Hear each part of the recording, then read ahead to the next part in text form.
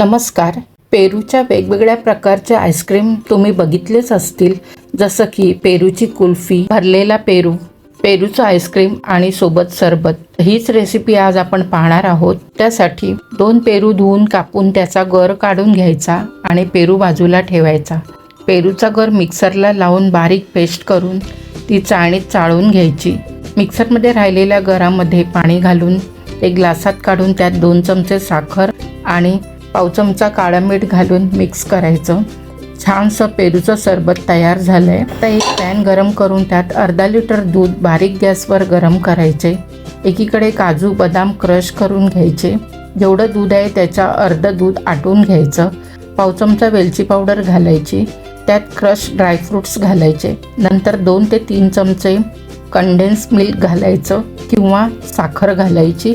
आता दूध आटलं की गॅस बंद करायचा. दूध थंड झालं की बाउलमध्ये काढून त्यातलं अर्धा कप दूध बाजूला काढायचं.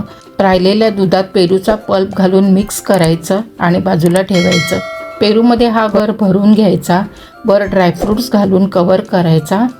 टूथपिक लावून बंद करायचा. आता बाजूला काढलेलं दूध आईस्क्रीम मोल्डमध्ये अर्धे अर्धे भरून घ्यायचं.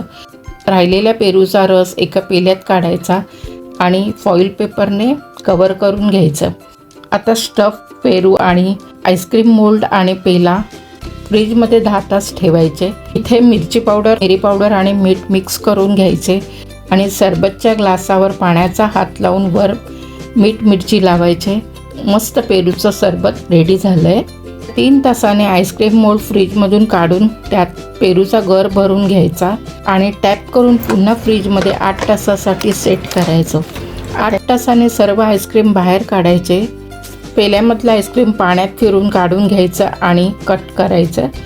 मोल्डमधलं आईस्क्रीम पण पाण्यातून काढून घ्यायचं. मोल्ड ओपन करून कुल्फी काढून घ्यायची.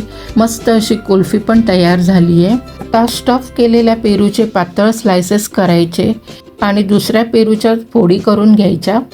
खरोखर हे आईस्क्रीम बघून पेरू आहे हे तुम्हाला खरं वाटणारच. अशा वेगवेगळ्या पेरूच्या आईस्क्रीमचे प्रकार तुम्ही सुद्धा ट्राय करून बघा. धन्यवाद.